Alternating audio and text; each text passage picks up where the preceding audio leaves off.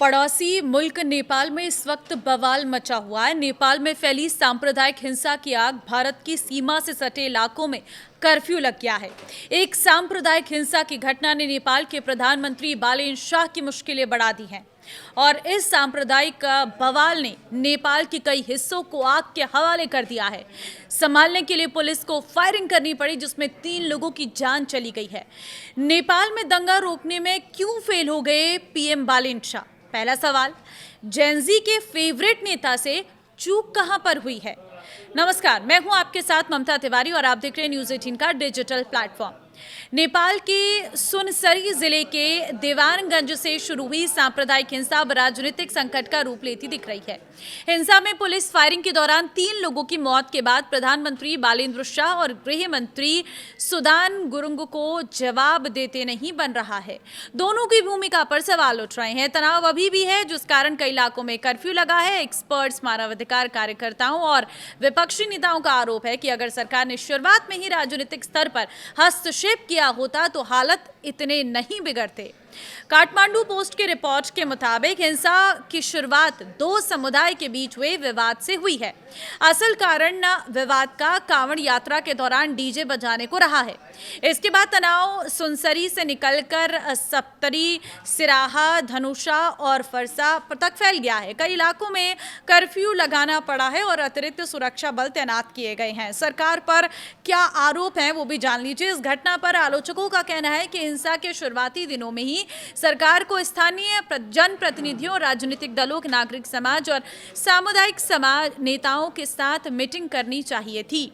सरकार ने ये नहीं किया। वहीं आरोप है कि प्रशासन ने तनाव कम करने की बजाय कानून व्यवस्था बनाए रखने के लिए मुख्य रूप से सुरक्षा बलों पर भरोसा किया। रिपोर्ट के मुताबिक गृह मंत्री ने शुरुआती सुरक्षा बैठक तो बुलाई, लेकिन प्रधानमंत्री बालेन्द्र शाह ने घटना के 4 दिन बाद नेपाल पुलिस और सशस्त्र बल के प्रमुखों से औपचारिक जानकारी ली। राष्ट्रीय सुरक्षा परिषद की बैठक भी 5वें दिन बुलाई गई। इस दौरान न तो प्रधानमंत्री न ही गृह मंत्री ने तुरंत प्रभावित क्षेत्रों का दौरा किया। गृह मंत्री 5 दिन बाद सुनसरी पहुंचे, जबकि प्रधानमंत्री ने लोगों से शांति बनाए रखने की अपील वाला वीडियो संदेश जारी किया। रिपोर्ट में दावा किया गया है कि सुरक्षा एजेंसियों ने करीब 3 साल पहले ही इस इलाके में सांप्रदायिक तनाव की आशंका जताई थी। इसके बावजूद स्थानीय स्तर पर मिले इनपुट के आधार पर समय रहते कदम नहीं उठाया गया।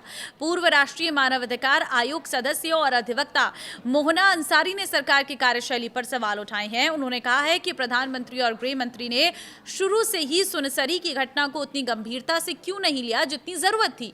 एक स्थानीय विवाद उस स्थिति तक कैसे पहुंच गया कि पुलिस को गोली चलानी पड़ी?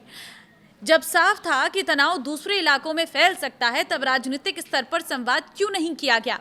रिपोर्ट के अनुसार रविवार को शुरू हुई झड़प के दौरान पुलिस ने गोली चलाई, जिसमें 30 वर्षीय ओम प्रकाश मेहता की मौत हो गई। कम से कम 9 लोग गंभीर रूप से घायल हुए। बाद में इलाज के दौरान 20 वर्षीय जयप्रकाश मेहता ने भी दम तोड़ दिया। इसके बाद सिराहा के गोल बाजार में प्रदर्शन के दौरान हुई फायरिंग में 17 वर्षीय गणेश यादव की भी मौत हो गई। नेपाल की प्रतिनिधि सभा में भी ये मुद्दा जोरदार तरीके से उठा। विपक्षी सांसदों ने सरकार से जवाब मांगा कि हिंसा को रोकने के लिए समय रहते कदम क्या उठाए गए।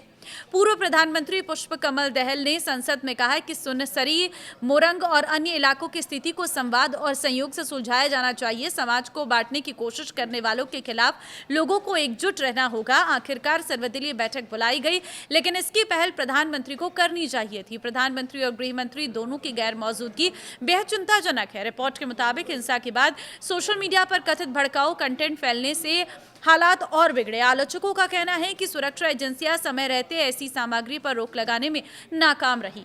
हालांकि नेपाल पुलिस के प्रवक्ता ने कहा है कि पुलिस एआई आधारित तकनीक की मदद से सोशल मीडिया की निगरानी कर रही है और भ्रामक या भड़काऊ कंटेंट फैलाने वालों के खिलाफ कानूनी कार्रवाई की जाएगी। फिलहाल माहौल अभी शांत नहीं हुआ है। अभी भी स्थिति तनावपूर्ण बनी हुई है, जिसका असर यह है कि नेपाल से सटे जो भारत के इलाके हैं वहां पर भी पूरी तरह से कर्फ्यू देखने को मिल रहा है। अब देखना होगा कि कितनी जल्दी इसको लेकर कड़ा कदम उठाया जाता है, क्योंकि इसमें और जाने भी जा सकती हैं। तो देखिए, पड़ोसी मुल्क में इस तरह की स्थितियां देखने को मिल रही हैं। बालेन्द्र शाह, जिसे चुनकर जनता ही लाई है, जिनको प्यार मिला जनता का, जिनको भरोसा मिला जनता का और जिन्हें एक बहुत बड़ी जिम्मेदारी बहुत कम समय में दी गई है, अब बालेन्द्र शाह के सामने ये एक बहुत बड़ी चुनौती है। इस चुनौती को वो कैसे पार पा पाते हैं, इस पर सभी की नजरें रहने वाली है। लेकिन कहीं ना कहीं हिंसाओं से नेपाल का ये नाता पुराना नजर आता है। इससे पहले भी ऐसी छुटपुट घटनाओं ने सरकार को हिला दिया था। इस बार अब देखना होगा कैसे शांति बहाल होती है। फिलहाल अगर आप नेपाल से वीडियो देख रहे हैं तो आप जरूर बताएं कि वहां पर क्या स्थितियां हैं। नमस्कार।